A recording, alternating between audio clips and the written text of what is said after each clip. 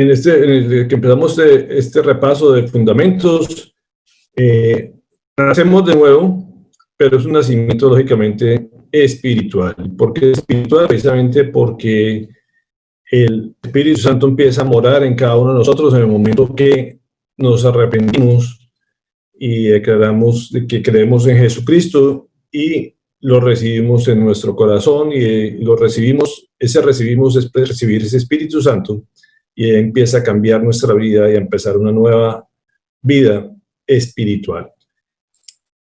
El Espíritu Santo tiene diferentes formas de referirse a él en la palabra del Señor, a veces como paloma, a veces como aceite de la unción, como una nube, como un sello a través de las manos, como fuego, como viento, como agua. Son diferentes figuras que en la Biblia el Señor utiliza para representarlo y poder de una forma entenderlo. ¿Quién es el Espíritu Santo y cuál es su función? Es lo que vamos a hablar el día de hoy.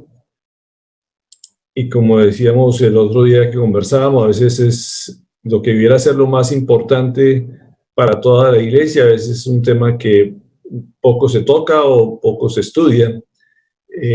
Juan 3:6 dice: lo que nace del cuerpo es cuerpo, lo que nace del espíritu es espíritu.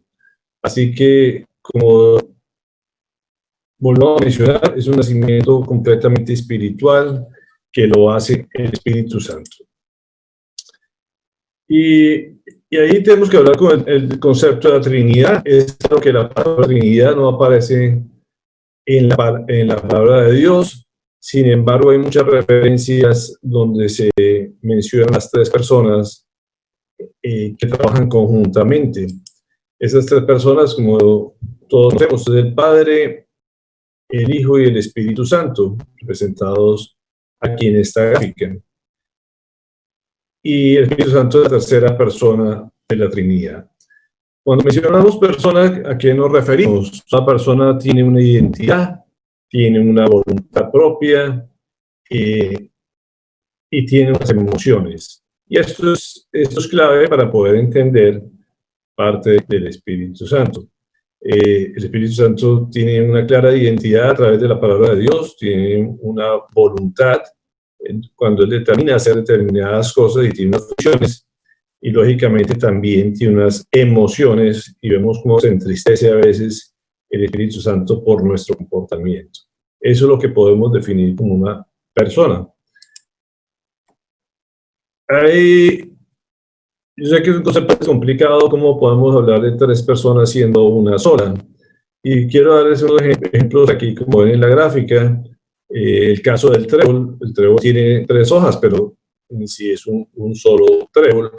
El huevo tiene una yema, una cáscara, una clara, pero todos estos constituyen un huevo. Y así es el Espíritu Santo también, que tiene que ver con el Padre, con el Hijo, pero todos en sí es un solo Dios. No podemos hablar de tres dioses como algo diferente, como algo separado. Es un solo Dios que se manifiesta en tres maneras diferentes, cada uno con una función determinada.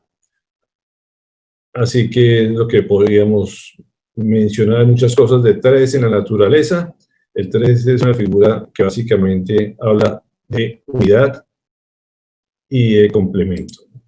Mateo 28:19 dice: por lo tanto, vayan y hagan discípulos de todas las naciones, bautizándolos en el nombre del Padre, del Hijo y del Espíritu Santo. Aquí es una de las referencias más populares, más comunes, donde se habla de de dónde funcionan las tres. Entonces, fíjense que aquí el bautismo debe hacerse en el nombre del Padre, del Hijo y del Espíritu Santo al mismo tiempo, para que cada quien ejerza su voluntad sobre nuestras vidas en la forma que está estipulada por ellos mismos. Entonces es bien interesante el concepto y la única de las referencias donde en forma clara menciona a las tres cómo trabajan conjuntamente. ¿Cuáles son las funciones del Espíritu Santo? Es importante que conozcamos esto para saber qué le corresponde hacer el Espíritu Santo. Juan 16:7 nos dice una de sus funciones: Pero les digo la verdad, les conviene que me vaya, porque si no lo hago, el Consolador no vendrá a ustedes. En cambio, si me voy, se lo enviaré a ustedes. El jueves precisamente hablábamos de este tema. Como es cierto que es conveniente para nosotros que Jesucristo muriera y ascendiera al cielo y nos dejara como parte de sí el Espíritu Santo. El Espíritu Santo empieza a ejercer el poder a través de nosotros, contrario a lo que el Señor Jesucristo hacía. Él actuaba en el Espíritu Santo, pero actuaba en forma personal, y la gente aprendía de él, se consolaba en él, pero es diferente la cobertura que pudiera hacer a través del Espíritu Santo. Entonces, entre las funciones del Espíritu Santo consuela, es el consolador en medio del dolor. En este caso, los discípulos sentían la gran ausencia de su maestro, de su guía, y lógicamente estaban afligidos por ese aspecto, pero el Espíritu Santo llegó a consolarlos. De ahí en adelante uno ve el gozo como se manifestaba en ellos en medio de la pérdida. Juan 16, 8 al 9. Nos da otra función, dice, y cuando Él venga, convencerá al mundo de su horror en cuanto al pecado, a la justicia y al juicio. En cuanto al pecado, porque no creen en mí. Entonces, ¿quién es el que nos convence precisamente de que somos seres pecaminosos? El Espíritu Santo. Él es el que convence a las personas. Nosotros no tenemos por qué entrar a convencer absolutamente a nadie. El Espíritu Santo es el que se encarga de convencer a cada ser humano de que es pecador. Eso, entonces, parte de las funciones del Espíritu Santo es el convencernos del pecado. Entonces, el Espíritu Santo convence. Juan 16, 14 nos muestra otra de las funciones del Espíritu Santo. Dice, Él me glorificará porque tomará de lo mío y se lo dará a conocer a ustedes. El Espíritu Santo siempre vive en función también del Hijo de Dios y lo glorifica a Él para precisamente hacer lo que el Padre siempre ordene, pero siempre todo está en función del Espíritu Santo, y dice que toma de Él para glorificarlo a Él. Así que todo lo que hace el Espíritu Santo glorifica al Hijo. Romanos 8:16 dice, el Espíritu mismo le asegura a nuestro espíritu que somos hijos de Dios. Y esto es una gran función del Espíritu Santo. Si algo nos da seguridad de ser hijos de Dios, no es por racionamiento propio, sino es por efecto del Espíritu Santo. Él nos asegura, nos da la seguridad de que somos hijos, de que somos herederos, y que tenemos derecho a toda lo que Dios ha prometido para sus hijos. Así que eso es una gran función del Espíritu Santo. Romanos 8:26 nos dice también referente a Él. Dice, asimismo en nuestra debilidad, el Espíritu acude a ayudarnos. No sabemos qué pedir, pero el Espíritu mismo intercede por nosotros con gemidos que no pueden expresarse con palabras. Qué impresionante es esto, ver al Espíritu Santo rogando por nosotros, como digo, con gemidos indecibles, dice alguna versión. No hay forma de describir lo que hace permanentemente el Espíritu Santo por cada uno de nosotros para ayudarnos, para evitar que caigamos en tentación, para pedir al Padre, y nos enseña y también nos pone las palabras en nuestra boca para orar y ayudarnos a interceder no solamente por nosotros, sino por los demás. Así que esta es un gran labor del Espíritu Santo que muchas veces ni siquiera percibimos, pero que lo está haciendo permanentemente, intercediendo por la humanidad y por cada uno de nosotros. Lucas 12:12 dice, porque en ese momento el Espíritu Santo les enseñará lo que deben responder. Hasta eso nos hace el Espíritu Santo poner nuestras palabras que muchas veces no sabemos de dónde provienen cuando estamos debatiendo un tema que tiene que ver con la defensa del Evangelio. ¿Cuántas veces no entramos en discusiones o en preguntas, simplemente discusiones, no solamente de conflictos, sino para salir de dudas? Y el Espíritu Santo es el que nos da la respuesta a los interrogantes, el que nos dice que debemos compartir ante alguien que está deseoso de conocer al Señor, o que al contrario puede estar refutando el Evangelio del Señor. El que nos pone la palabra en nuestra boca para enseñar es el Espíritu Santo. Tremenda función también esta parte. Entonces, decíamos, ¿quién es el Consolador? Definitivamente el Espíritu Santo es el que nos consuela y el que nos ayuda en todas nuestras necesidades y está gimiendo por nosotros.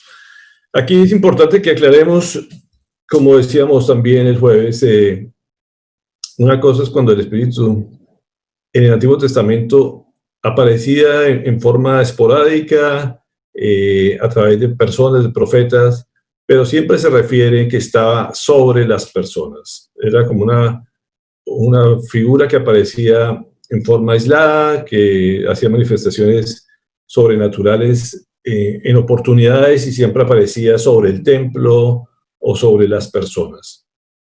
En el Nuevo Testamento, en el Nuevo Pacto, Él empieza a habitar en nosotros. Y esto es algo que cambia fundamentalmente en la historia. Primera de Corintios 3:16 nos confirma esto y nos dice, ¿no saben que ustedes son templo de Dios y que el Espíritu de Dios habita en ustedes? Preguntaba Pablo.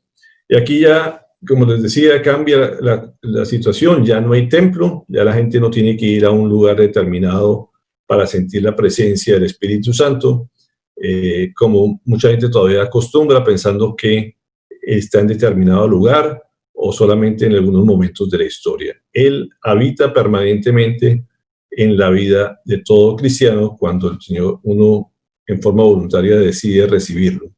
Así que esto es un gran cambio en el Nuevo Testamento y Él empieza a habitar en nuestro cuerpo, que es el templo. Por lo tanto, hay que cuidar el templo, hay que estar en todo lo que incluye nuestro ser, mente, alma y espíritu, debe estar sintonizado para que Él pueda habitar en forma cómoda entre nosotros.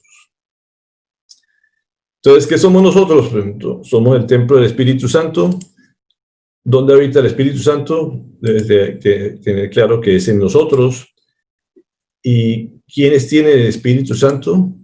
Los hijos de Dios. Todo hijo de Dios tiene el mismo Espíritu del Padre y es el Espíritu Santo. Efesios 5:18 nos dice, no se emborrachen con vino que lleva desenfreno, al contrario, sean llenos del Espíritu Santo. ¿Por qué hace esta referencia la palabra de Dios y nos lleva a asemejarse a una borrachera? Y es interesante, la palabra original que se refiere en el texto hebreo es muy parecida al término de embriaguez. Y es cierto que podemos tomar como referencia esto. Uno sabe cómo es un borracho, que a veces hasta no sabe por qué hace las cosas, no tiene control de todas las cosas en su vida. De pronto la algarabía, el gozo, el jolgorio que puede mostrar, también lo hace el Espíritu Santo. De hecho, cuando en Pentecostés, que hoy estamos conmemorando esa fecha, la gente los veía y pensaba que estaban borrachos. De pronto, hasta en su forma de hablar, no se les entendía, como hablábamos ahí. Al contrario, en este caso, todos se entendían, pero de acuerdo a la región de donde el idioma que estuvieran hablando, pero los otros quedaban sin entender. Y a veces así pasa con los borrachos, pero sobre todo era por el gozo que manifestaba la gente. Una de las cosas que se manifiesta el Espíritu Santo, que es parte del fruto de eso, es el gozo que el Espíritu Santo produce. Y como decía en esta carta a los Efesios, decía, no se emborrachen con vino, sino al contrario, sean llenos del Espíritu Santo, que es lo que provoca ese comportamiento efusivo, ese comportamiento de alegría que solamente el Espíritu Santo da a pesar de las circunstancias. Es una de las manifestaciones del Espíritu Santo en nuestras vidas. Cuando hablamos que es ser lleno del Espíritu Santo, hemos hablado también de ese tema. Es básicamente el grado de madurez para lograr el carácter de Dios. Siempre la Biblia nos nos invita, nos incita a que cada día nos llenemos del Espíritu Santo. Y esa llenura del Espíritu Santo que habla aquí la palabra tiene que ver cuando nos parecemos cada día más a Dios y dejamos que ese Espíritu vaya orando en nuestras vidas. Esto es una cosa que se da en forma progresiva. Esto no es que se logre de la noche a la mañana, pues simplemente es la madurez que se va logrando día a día cuando se estudia la palabra, cuando crecemos en fe y nos sometemos a su voluntad. Vamos a mirar unos aspectos del Espíritu Santo. Y básicamente tendremos que referirnos a estos 3 pasajes que cada uno los puede mirar después detenidamente, donde describe 3 aspectos importantes, que es una la parte de los dones, que estos días las señoras han estudiado muy a fondo este tema. En la otra parte, la unción del Espíritu Santo, son términos que estamos a veces comúnmente oímos en reuniones. Y por último, el fruto del Espíritu Santo. El Espíritu Santo produce un fruto y ahorita vamos a detallarlos. En esta gráfica, que una de las figuras que se utiliza en la palabra de Dios y apareció cuando Jesucristo se bautizó, es la paloma. La paloma tiene muchas características, se le pueden sacar muchas enseñanzas de lo que es ese bello animal, en su pureza, en su suavidad, en muchos aspectos podríamos utilizar eso, pero algún predicador identificaba que las palomas tenían 9 alas 9 como plumas en cada una de sus alas habitualmente, que un predicador mencionaba que cada ala tenía 9 plumas y cada una representaba, por un lado, el fruto del Espíritu Santo, que es amor, alegría, paz, paciencia, amabilidad, bondad, fidelidad, humildad y dominio propio, que lo describe en Gálatas 4:22. En esta gráfica hay un error. La persona que lo hizo puso los frutos del Espíritu Santo. Y vale la pena aclarar eso, porque la palabra habla en forma singular todas estas características, y eso se precisamente conoce como el fruto del Espíritu Santo. Y eso quiere decir que no se puede dar una sin las otras, todas van amarradas. No se puede tener paz si no hay paciencia, no se puede tener gozo si no hay amor, no se puede tener amor si no hay fidelidad. Todo esto van agarradas unas a otras, no hay una más importante que la otra. Por otro lado, vemos los dones espirituales que tienen que ver, ya los mencionamos también en el jueves, tienen que ver con sabiduría, con ciencia, con fe, sanidades, milagros, profecías, discernimiento de espíritus, diversidad de lenguas e interpretación de lenguas. Esto también nos hemos referido estos días. Y por un lado, como digo, son los dones que son regalos del Señor que nos le da en forma voluntaria a cada quien. Uno lo único que puede hacer es desearlos, pedirlos, pero Él es el que decide qué tipo de don le da a cada persona. Entonces eso se mantiene el equilibrio entre el fruto y los dones, así como las alas dan el equilibrio a la paloma. Esto es un equilibrio también entre ir fomentando los frutos y segundo, por otro lado, se van recibiendo los dones. Todos los dones son para el servicio del Señor y lo que el Espíritu Santo es darnos el poder para ejercerlos de forma adecuada. Y están los dones que tienen que ver específicamente con el ministerio, que está representado aquí en la parte de las 5 plumas en la cola, que es lo que le da dirección a la iglesia. Y están enfocadas, están descritas en Efesios 4:11, que son la forma de ejercer esa función dentro de la iglesia, que es el apostolado, la profecía, el evangelista, el pastor y el maestro. Algunas personas pueden recibir más de uno de estos dones. Eso también es voluntad del Señor en función, de acuerdo a la función que le pone a cada persona. Entonces, esa es la dotación de poder que el Señor nos regala para que su iglesia sea edificada. Todo esto para la edificación de la iglesia. La unción es otro término que a veces la gente escucha y a veces algunas personas no tienen claridad. Esto se describe en 1 Juan 2:20, dice: todos ustedes en cambio han recibido la unción del Santo, de manera que conocen la verdad. La unción tiene que ver con ese respaldo de Dios para ejercer la función y nos lo da a través de la verdad de su palabra. Entonces es importante conocer la palabra del Señor para tener la verdad y poderla ejercer con ese respaldo del Señor.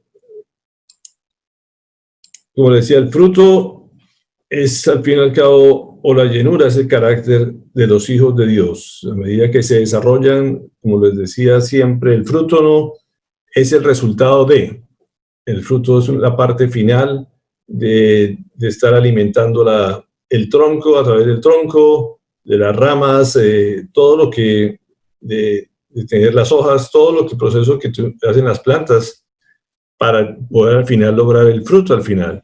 Y esto es lo que es la parte de evolución o el desarrollo que es en la vida personal de cada persona, que se manifiestan al final los frutos del Señor. ¿Qué debemos hacer para tener un fruto abundante, para ser llenos del Espíritu Santo? Hay que pedirlo, como lo dice esta gráfica, hay que decirle, danos dones para que podamos servirle de la mejor manera para la edificación de su iglesia. Hay que arrepentirnos, pero hay que pedir esos dones, hay que desearlos, anhelarlos, y Dios se encarga de llenar nuestras vidas para que podamos servirle de la mejor manera. Como les decía, todos los dones están puestos para el servicio de la iglesia del Señor y de la edificación de la iglesia.